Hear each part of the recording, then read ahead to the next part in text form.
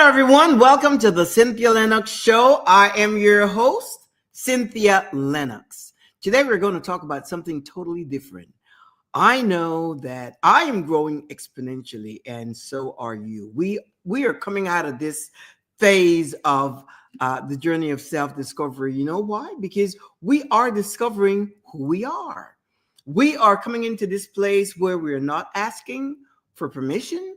We are simply unapologetic. We are taking up space, and we are owning the new version of ourselves. We are creating things. We are at the point where we are untamed.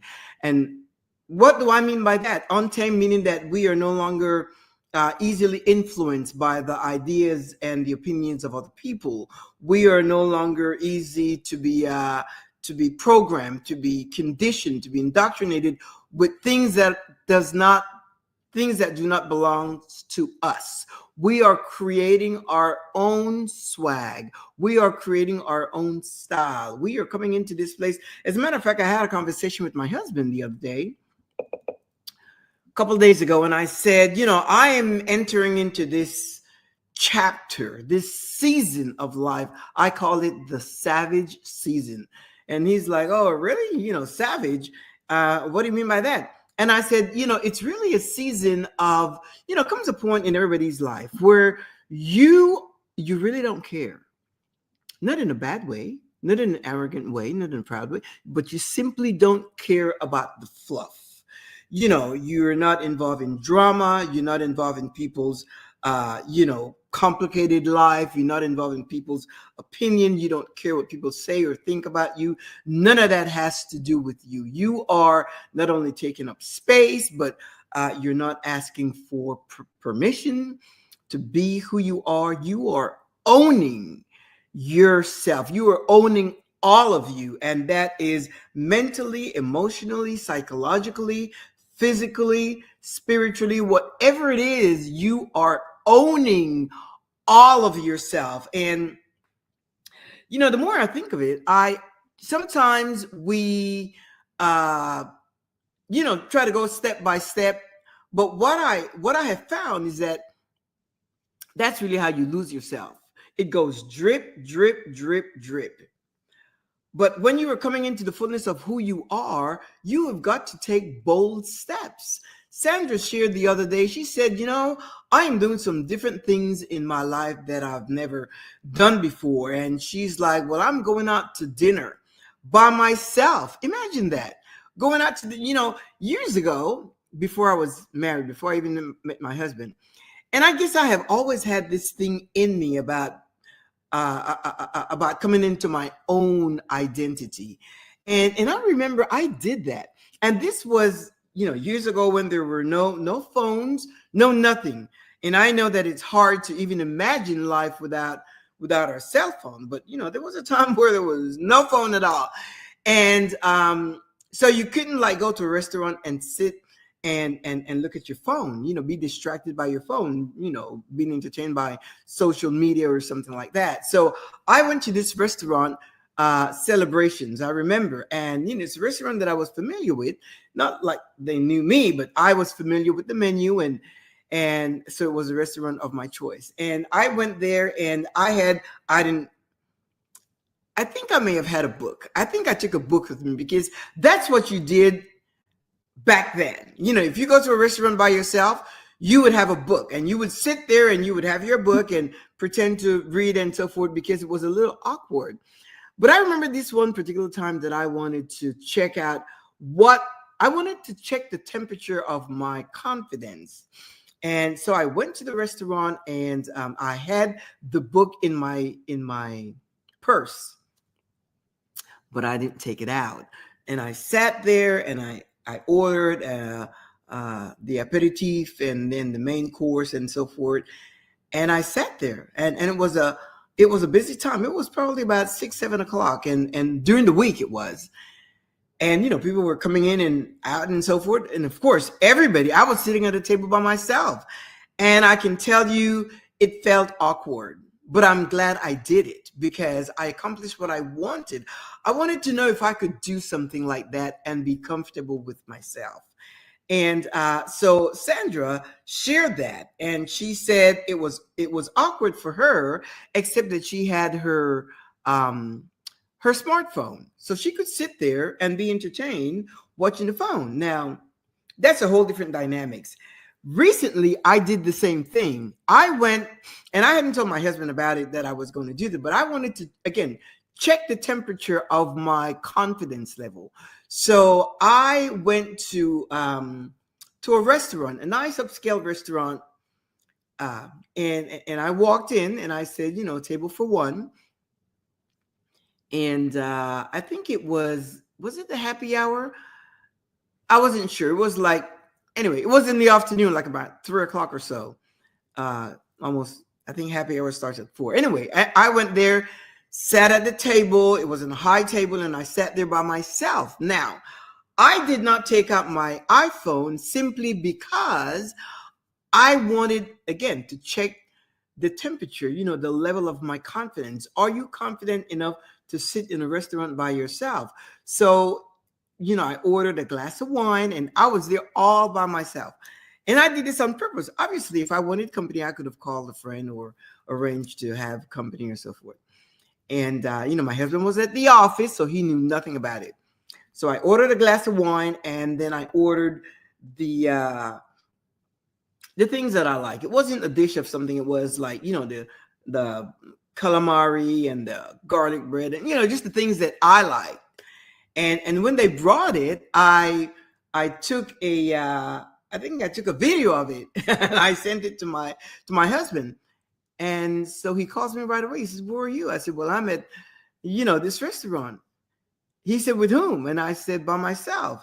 He said, "Should I be concerned about something?" Imagine, he said, "Should I be concerned about something?" I said, "No, this is just something I wanted to do." And I did, and it feels good just sitting here having a glass of wine and enjoying my favorite side dish and so forth.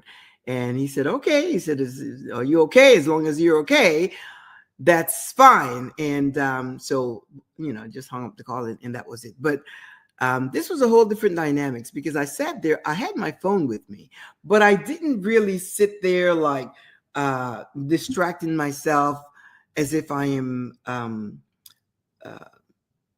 watching, looking at social media or anything like that. I just sat there and watched people in and out, and, they watched me, and I had a great server. Yeah, it was a she, and it was great, and it was a great experience. So these are the things that we do as we are growing and coming into ourselves. Of course, I've had that experience before, but it was something for me to revisit, and I really enjoyed that. And then there is Christy. Christy is excited about where she is coming along in her life. She said, "I am so excited because I am getting ready to do a solo trip." And she said she has never done a solo trip before, and this is going to be her first. And then Sarah chimed in and she says, "Oh, that's great." She says, "I just returned from Prague, and it was my first solo trip." And I thought that was so exciting because for them to share that, not only is it encouraging, but it encourages others. And, Christy, she says, "I don't know what to expect, but I'm afraid that I'm going to like it so much that I will start just doing a lot of solo trips and so forth." So I was excited for her because, she's going to have a great time. And it's not even about her having a great time. The fact that she has built the confidence to do that on her own, something that she wants to do. She wants to go someplace, and sometimes you don't have a companion. You don't have a friend that can travel with you and so forth. And to build up the courage to go on your own, especially to Europe, that's a whole different continent that you are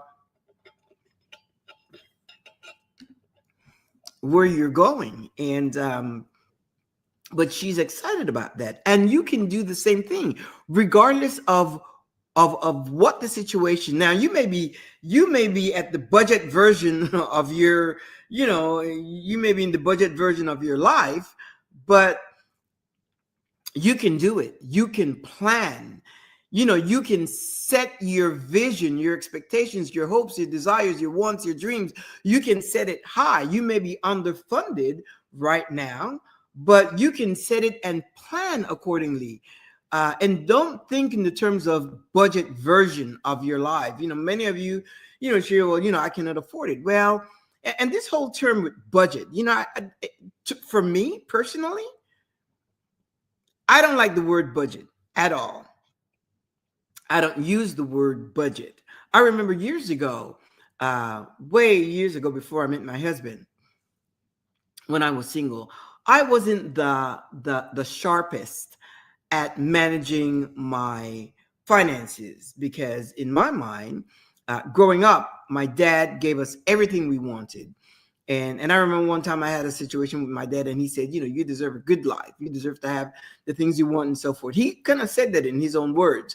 And I took that to heart. So whenever I can afford something, I make sure that I treat myself to whatever that is. And there was a time that I outtreated myself, and I became underfunded for the lifestyle that I wanted. When I say the lifestyle, the things that I wanted to do, they just, didn't harmonize at that time, was not aligning with my finances. And I had a friend, and she was like a whiz with her finances and so forth. And she agreed to sit with me and let's lay out a plan so that I can get in alignment with the things that I want, where I want to go. And, at the same time, take care of my responsibilities. At that time, I was, I think I was living by myself. Yeah, I was. And well, yes, because I was single. So we sat, and she said, we're going to figure out a budget. And again, and I'm not sure if that's where I start having a disdain for that word, for that whole idea of a budget. And so I said, okay, let's start with a miscellaneous fund. And she said, miscellaneous fund? She said, what's that? I said, a miscellaneous fund, a fund where I would have play money for when I want to go out to dinner, money for when I want to, if I want to eat lunch out every day, if I want to buy a birthday gift for someone, if I want to buy something for myself, makeup, miscellaneous fund. And she looks at me and she said, miscellaneous fund? She says, you have to think about paying off your bills first. You have to pay your bills. You have to get rid of your debt. And then you have your monthly responsibilities and so forth. Now, I knew that, but in my mind, I had, for some reason, I had this thought that everyone should have a miscellaneous fund. Otherwise, you will be just living to work instead of working to live. I always had that in the forefront of my mind. You work to live. You don't just live to work. So, we created a plan, but in that plan, there was no miscellaneous fund. There was no miscellaneous account. And I was not happy with that. So as time went on, and I, took care of my responsibilities, my bills, and, paid off my bills and so forth, I immediately started with that mindset of having some kind of miscellaneous funds. And you can do that as well. And even to this day, of course, I call it something different this day. I have a special account that I call travel and entertainment. And if you do that, if you call it whatever you want to, if you create an account where you can deposit money in that account every week, whether it's, $100 a week or $200 a week. And if you can deposit, $300, $400, $500 a week, whatever your budget allows. I remember years ago, when we took our first cruise, my husband, before he met me, he had already been on a cruise, and one day he was talking about, cruising and so forth. And And I said, you know what? That's it. We're going to plan a cruise. We had not done that in the past. So I said, every week we're going to put away $50 every week. And we're going to plan it for next year and so forth. And this is years ago. And came next year, we had the money for our cruise. The fun thing about a vacation and how you can enjoy it best is to pay it off before you go. So when you come back, all you bring back with you are memories and photographs and the experience and so forth. But you don't want to put a vacation on credit card, because then next year you're going to want to take another vacation. So that was our first experience. We started with this $50 a week, and we would just put it in a thing. You know, I did not have like an account, in the financial institution, just at home. And that passed quickly, because as our finances grew and so forth, then you were able to put a whole lot more, whether it's $200, $300, $400 a week in an account. Just imagine the amount of vacations you can take. You could take 2-3 vacations a year. But let's just start with one. Let's say, for instance, you want to take a vacation. Start with whatever you have, and don't think in terms of budget, because you'll be thinking that you're in the budget version.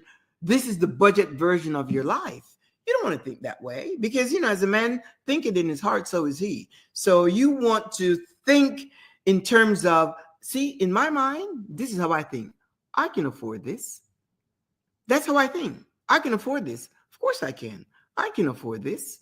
We can afford this. That's how I think. Whenever we plan something, whether it's to redecorate, remodel, change furniture, whatever it is, take a trip, I always think in those terms. We can afford this. And I never use budget. My husband and I had a little thing when we started in our marriage, because he's very conservative when it comes to finances, and he keeps things in check, and he does a very good job at that. So, he's responsible for certain things, and I am responsible for the fun part, like travel and entertainment. And until this day, that's kind of my portion of, our shared responsibilities and things of that nature. And it works perfect. So just like Christy, and I don't know how Christy, worked out her solo travel budget or, finances. But I'm saying to you that you can as well, if that is part of your coming into your fullness, into the fullness of who you are. Just go step by step, but start doing little things. If you like flowers, buy yourself some flowers every week. I do that once in a while. I like tulips and I like lilies. They're so pretty. And once in a while, I would go out and get myself some tulips and bring them home and just really enjoy them. I don't like roses, and I don't expect my husband to get me roses. I just get my own tulips.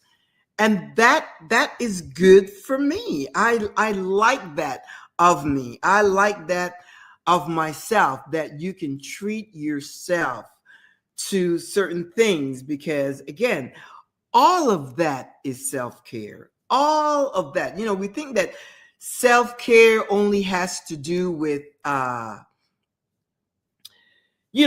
to, having your nails done, having a pedicure, going to the spa, having a full body massage, and, or traveling or going out to dinner. No, self-care encompasses every single part of you. Every single aspect of your life is self-care, and you've got to be intentional. I was talking to someone the other day, and we were talking about sex. And I said, they were sharing something, and I said, well, sex represents an integral part of your overall being. Sex is not just Pleasure, you have to understand from a scientific standpoint, sex is necessary. It is a primal drive, it's a primal biological drive. And there are some health benefits that comes with the whole experience of sex. And you have to understand how that works. Sex is good for your overall well-being, mentally, emotionally, and physically. And you've got to pay attention to that and stop putting it on the back burner. And whether you go solo or shared experience with a partner, and of course that would be consensual sexual experience with a partner. It always has to be consensual. So whether you go solo or consensual, sex is important. That is, and that has become so taboo that we don't talk about it, but it's very important. Sex is important to your overall well-being, physically, emotionally. Sex, I'm telling you, helps your cardiovascular system, your heart, your mood. It regulates your mood. It helps boost your immune system. There are 3 hormones. I think they are endorphins, oxytocin, and dopamine. Those are the happy. They help you release stress. Sometimes you don't even know that you have stress pent up on the inside of you. But sex, a good orgasm, helps you release stress, and it helps you release cortisol. Cortisol is another hormone that's in us, and that is what's called the stress hormone, fight or flight. It affects your metabolism, sometimes, weight gain, and it, causes a whole bunch of stuff. But when you have the other, estrogen and testosterone, they work together. It helps your mood. It helps your libido. It helps your, sometimes we have brain fog. Look it up scientifically. I'm not kidding. This is a serious conversation. You have got to pay attention to your sexual life. Sex is good for your mood. Sex is good for your mental clarity. So you've got to pay attention to that. It helps relieve, the stress, sometimes even pain. Sometimes if you have insomnia, it helps you, gives you a nice good night's sleep. And, when you suppress your sexual desires, because it's something that is natural, it is primal. It is a primal biological desire. It's not even something that you are taught. It is part of us. And if you ignore it simply because of taboo or cultural indoctrination and so forth, it doesn't do you any good. And the thing is this, when you have sexual relationships, when you have sexual relation, it enhances intimacy with your partner. And if you don't have a partner, and if you fly solo, it raises awareness of your body, gives you body positivity. It helps your self-esteem. It helps your self-esteem. It puts you in touch with yourself. When you have an orgasm, my friend, when you have an orgasm is nature's way of creating a total reset to your body system and rewiring your mind. It's look it up. You need to understand the importance of sex, of having an orgasm. And it's really interesting how this is all designed, that even if you don't have a partner, you can fly solo. And don't be afraid to fly solo. If you have to get to that level in your journey, go step by step. And if you have to get like sex toys or whatever, don't allow guilt or judgment to overshadow the reality, the truth, because the more you suppress it, the more intrusive it becomes. The more you suppress your natural sexual desires, the more intrusive it becomes. So it's important that you recognize that aspect of you. It's important that you recognize it. This is a personal thing and it's private. When I say private, nobody has to know what you do. And, you know what I am talking about.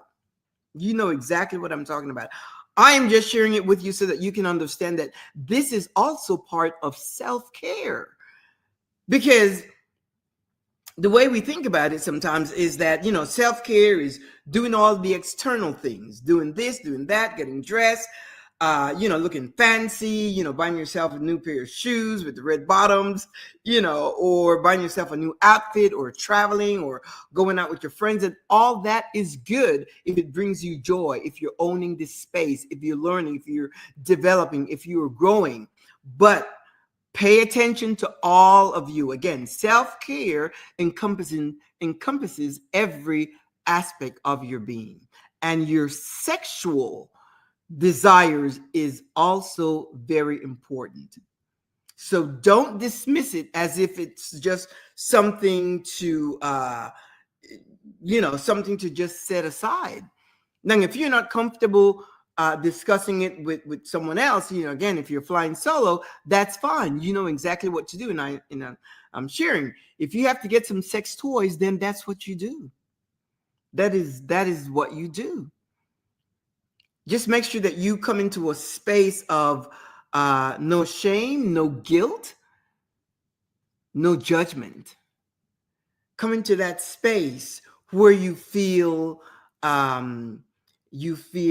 happy with yourself. Why? Because your needs are being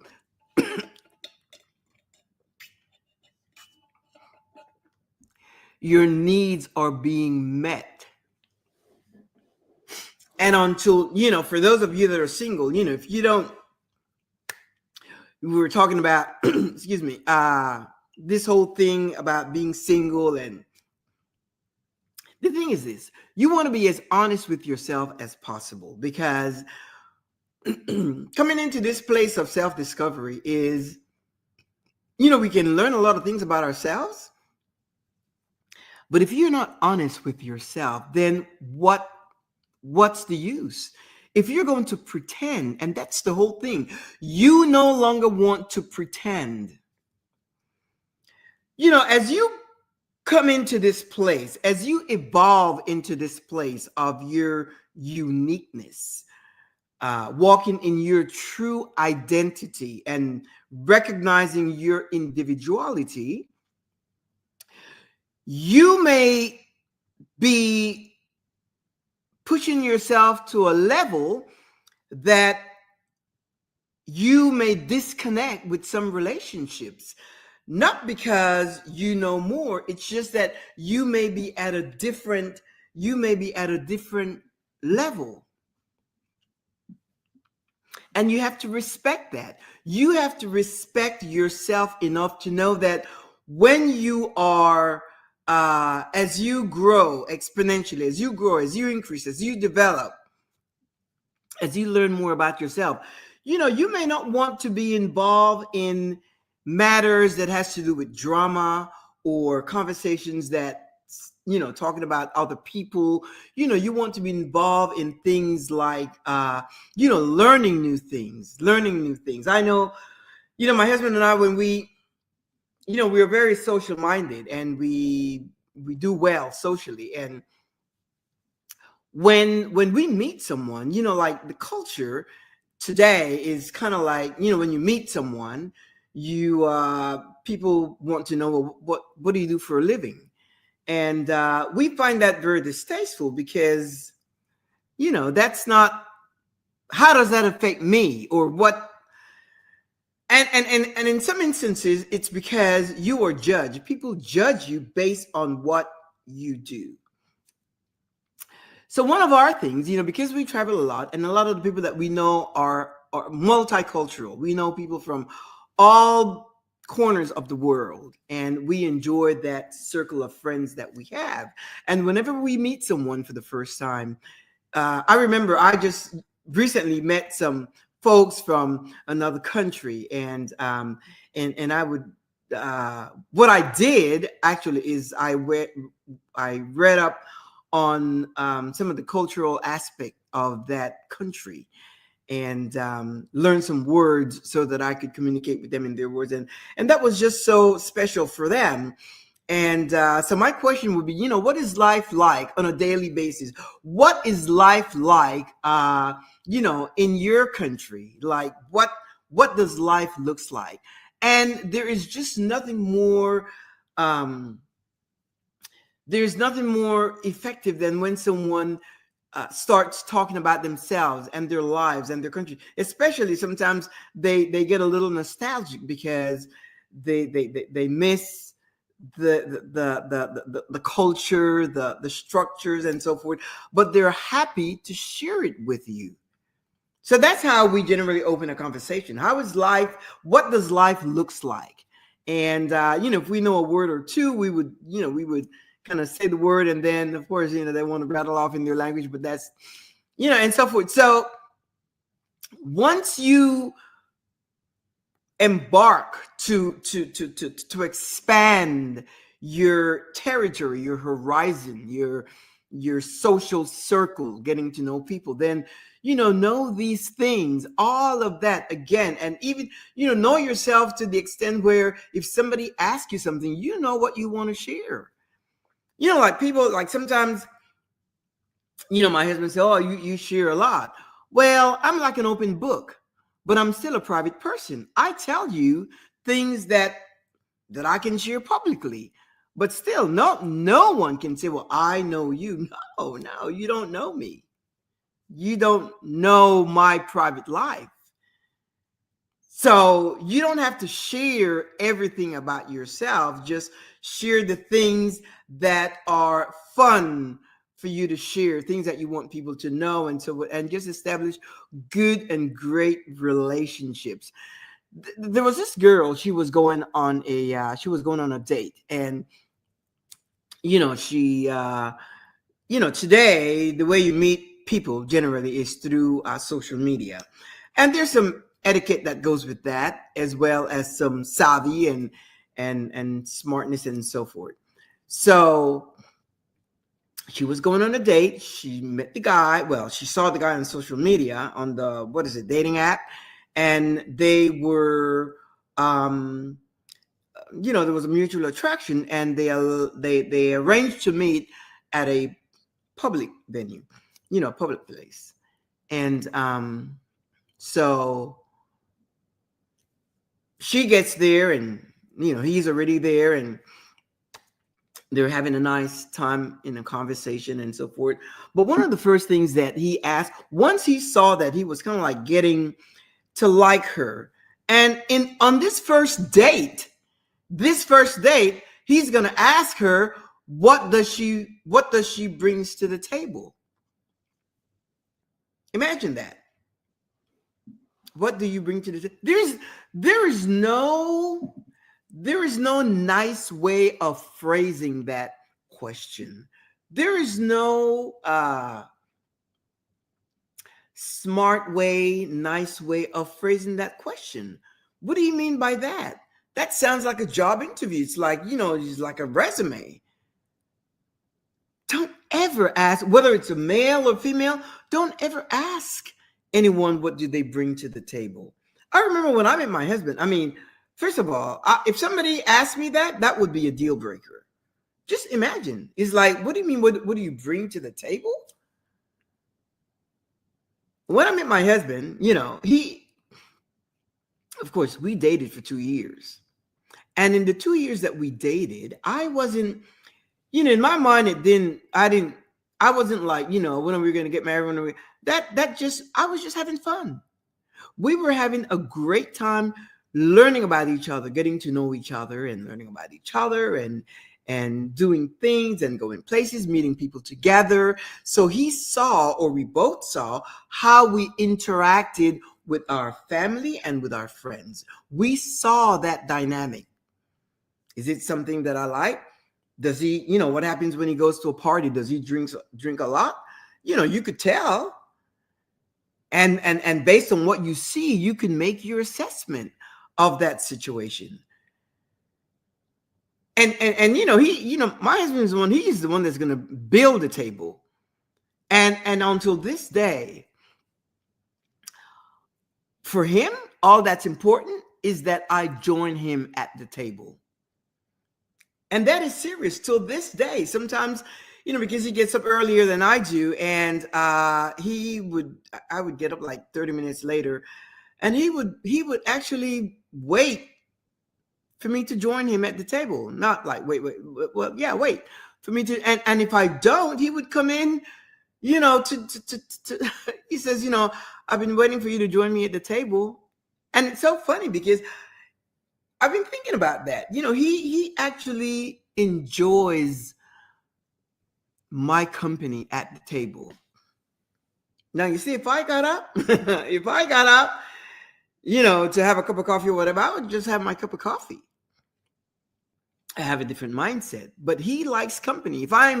If he's watching the game and I am someplace else and he's like, honey, where are you? And I was like, I'm over here in the office, and he's like, why don't you join me? So for my husband, it's, I just want you to join me at the table. He's not going to ask me, what do you bring to the table? So be mindful of that. And those things happen, again, once you get to know who you are, you can identify those red flags, and you can set your boundaries, and you can set your standards. Why? Because you know your worth. And the thing is, you want to make sure that you are in order. That you are in order mentally and psychologically, and that you're healed from stuff, so that you don't get into a relationship dragging along a whole bunch of baggage and things of that nature. I know that sometimes there are traumatical situations that we go through, but if you're not ready, you're not ready, because a relationship is sweet. You really want to set up a culture of your relationship where you really enjoy each other, because you know what?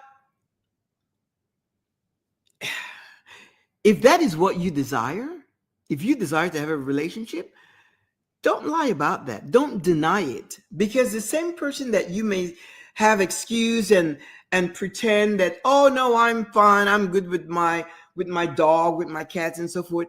That same person may have a friend that they would want to introduce to you, but because you have been so vehemently opposed to having any kind of relationship, they're like, no, she's not interested.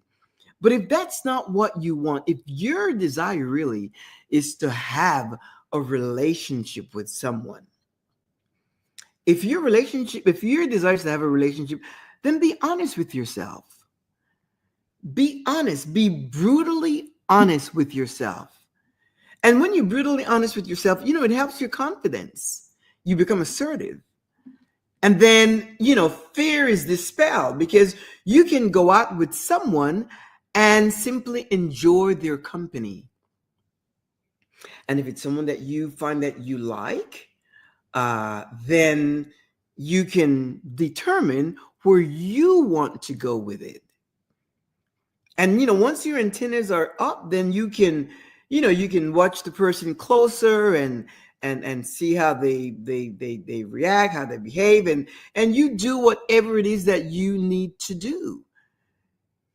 Some people say, wait a while before you do this, before you do that.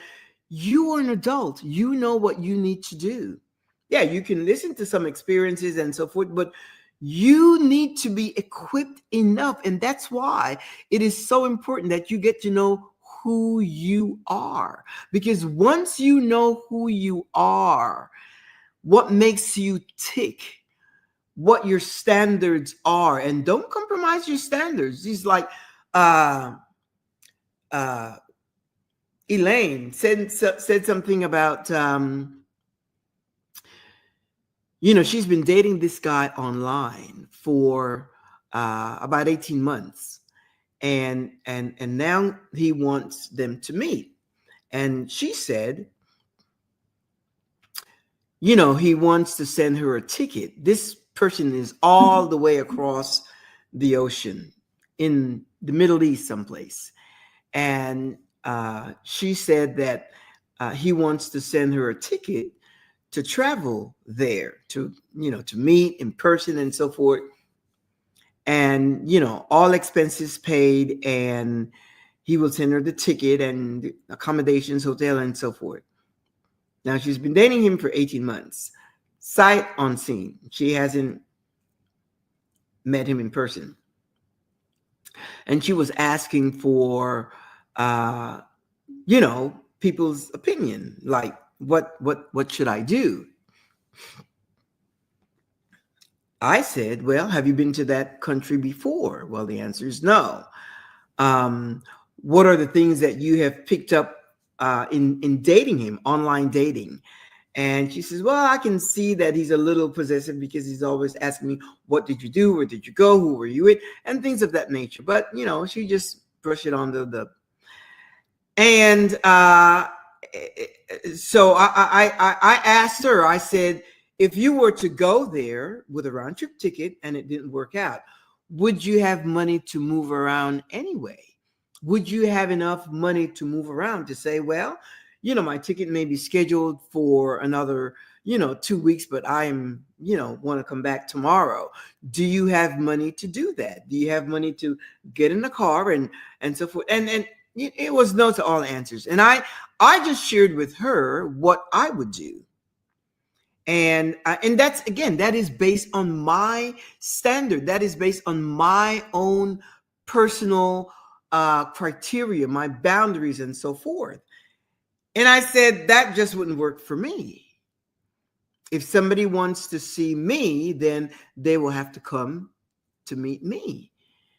And not necessarily come to my house. They would have to come to my city, make arrangements to stay in a hotel, and make sure that they have enough money to get around and so forth. That's just me.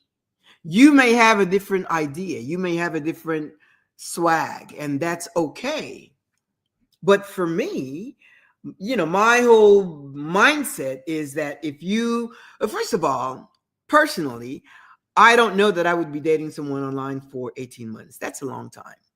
That's a long time, especially if I don't, if we hadn't met and I don't know anything about the culture, the background.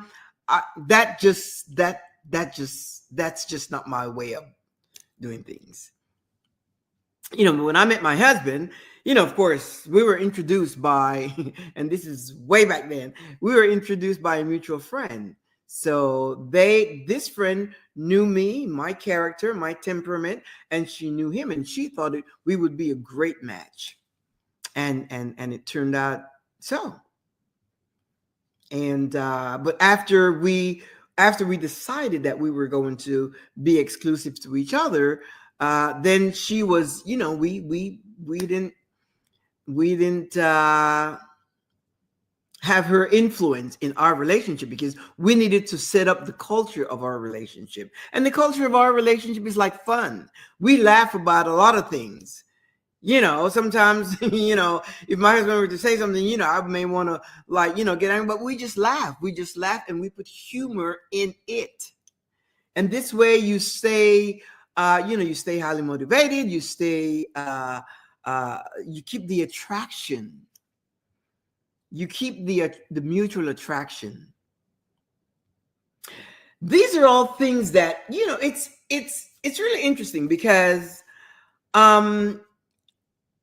whether we create a different version of ourselves, whether we reinvent ourselves or recreate, to come to the place where you are who you want to be and where you can really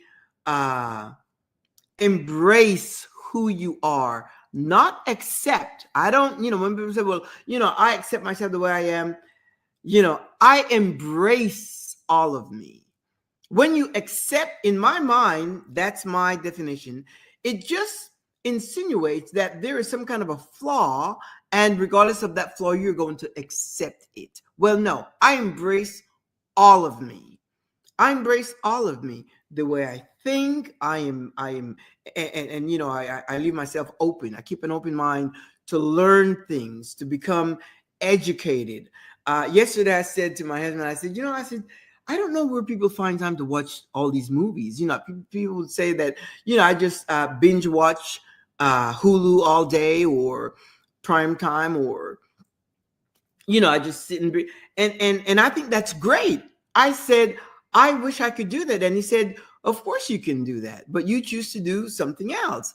I said, well, what do you mean? He said, well, you choose to read and to do research and this, that, the other. And then I kind of realized, well, yeah, that's where my time goes, because and it's not a matter of good or bad, right or wrong. It's just whatever gives you joy, whatever brings you pleasure. Because the more I read, the more I know, and I just like to know stuff. Like when I was reading up on this, the benefits of sex. When I was reading up on that, because I wanted to. There was a situation with someone with their young child, and they needed to share some things and so forth. And I went to read that, and then I one thing led to another, and I became fascinated with it, and now I understand. Now I have a better understanding as to why it is so important that we know ourselves, our bodies, who we are, how we function, and all that kind of stuff. And for all of our lives, when it comes to like intimacy and sex and all that kind of stuff, when you don't know something, you can, a lot of people, you're either indoctrinated a certain way, or programmed a certain way, or, conditioned a certain way, but you need to go find out for yourself. I remember, you hear all these stories about women, when they don't want to be intimate with their husbands, and they say they have a headache and so forth. You hear that all the time. And I remember when we first got married, and my husband wanted, to spend some time together. And I said, well, I have a headache. And he said, honey, I promise you, I won't touch your head. He said, your head is not in the way. Look, that just blew me away. I laughed so hard. I laughed so much. That was in the early stages of our marriage. Yeah, I said, like, I have a headache. He said, your head is not in the way. And I promise you, I will not touch your head. It was so funny. I thought that was hilarious. I have never, ever, ever said that again to my husband, that I have a headache, or anything for that matter. I just never say no, and especially after I learned the advantage and the mental, the emotional, and the physical benefits that contributes to our overall well-being, how it enhances your mood, and it helps your heart and your immune system and your energy and all of that. Once I learned that, which was a long time ago, I make sure that we stay well. If it has to do with that, and I am telling you, don't let anyone tell you that it will change as you get older. Yeah, well, women, we go through a period of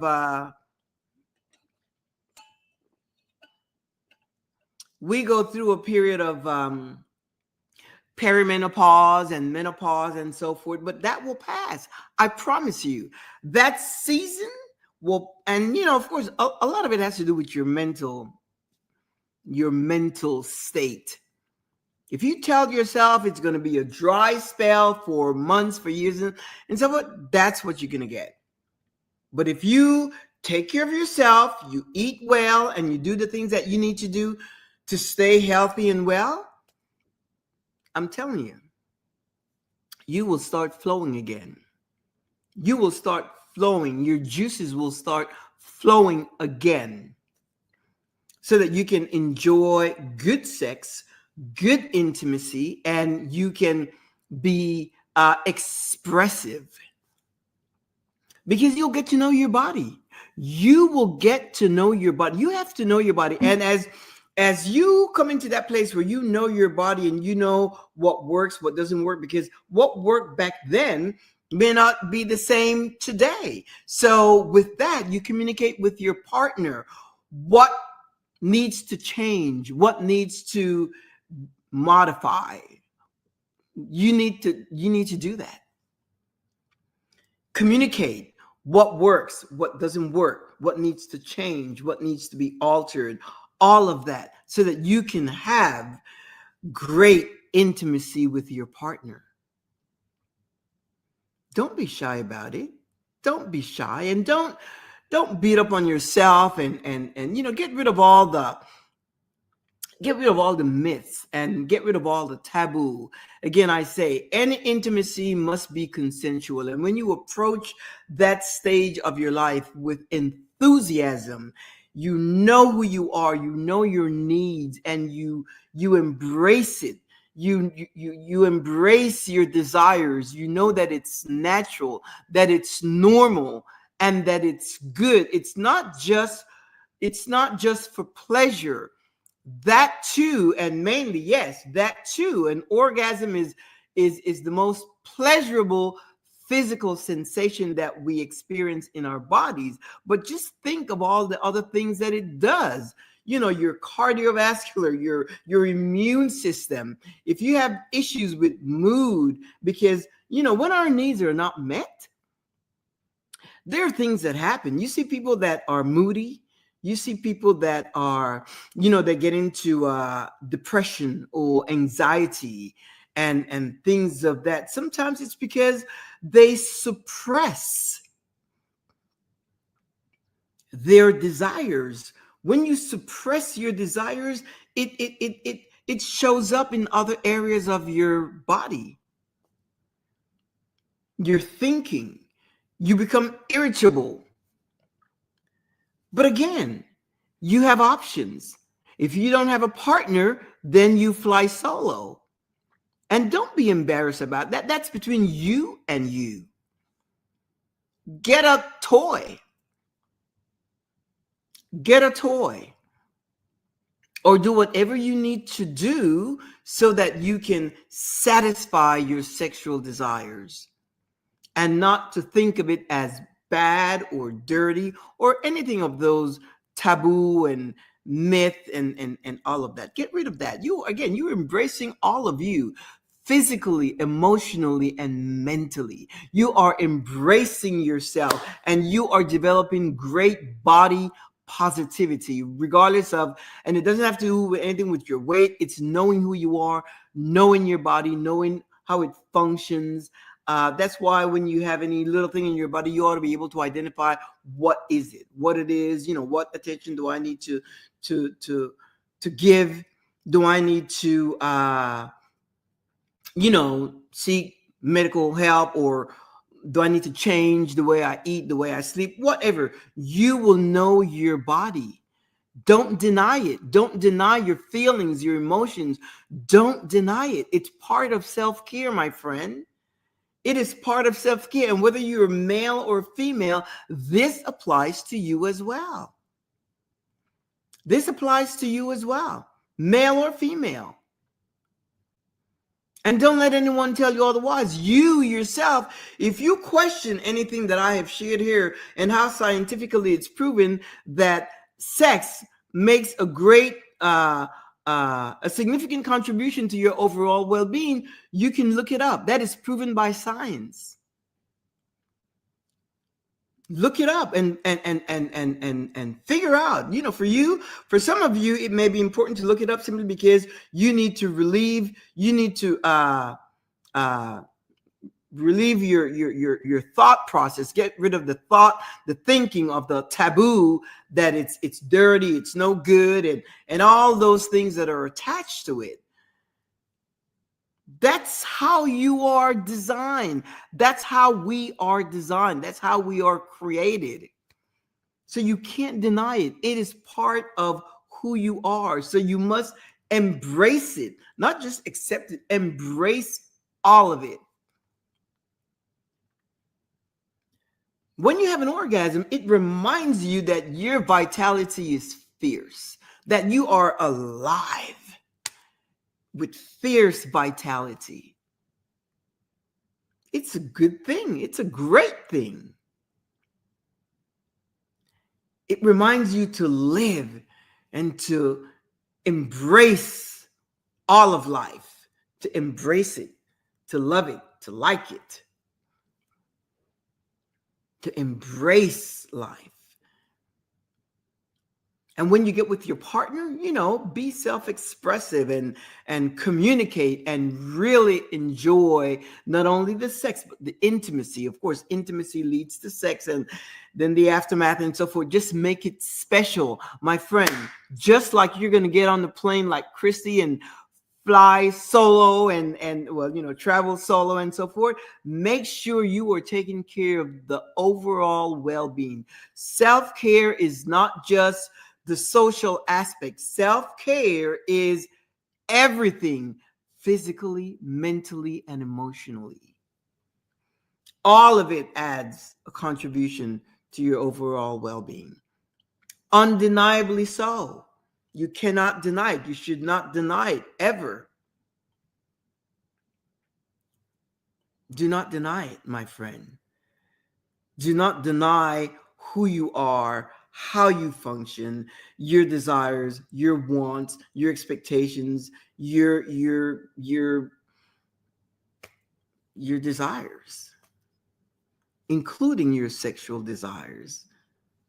Don't negate it. Don't lie about it. Of course, you don't need to go telling people anything. Become brutally honest with yourself. Because when you are brutally honest with yourself, that's when you'll be able to embrace all of who you are and do whatever you need to do to stay well, to keep yourself well. Encouraged, motivated, inspired. Have a new pep in your step.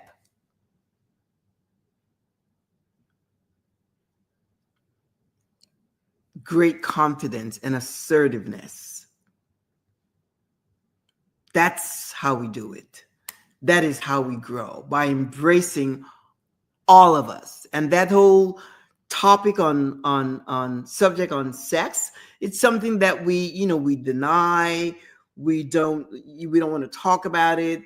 And what happens is that it gives us sometimes a distorted view of our own sexuality, a distorted view of our own sexuality, of our own bodies. You don't want to have that, my friend. You don't want to have that. You are beautiful the way you are right now. And everything about you is significant. Everything about you is significant. Embrace all of who you are, mentally, emotionally, and physically.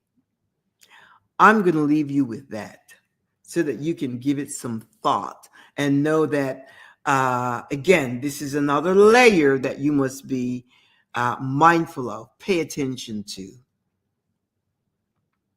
Another layer of your whole journey. Every Thursday, you and I have a date right here, 2 p.m. Central Standard Time.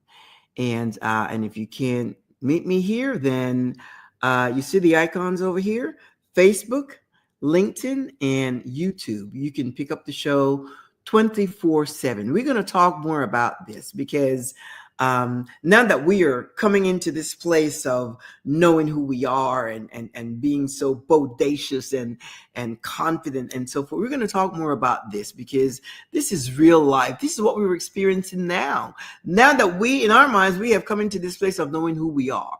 We are just now into the stage where we are embracing who we are. I'm going to leave you with that until next week. I will see you same time, same place. Drop me a line at info at the CynthiaLinoxShow.com, and